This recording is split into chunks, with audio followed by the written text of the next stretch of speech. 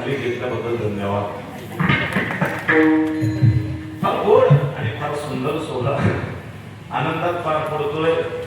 महाराज चरित्र लागतं, काल्याचा प्रसंग आहे. चरित्र ते उच्चारावे केले गोकुळी.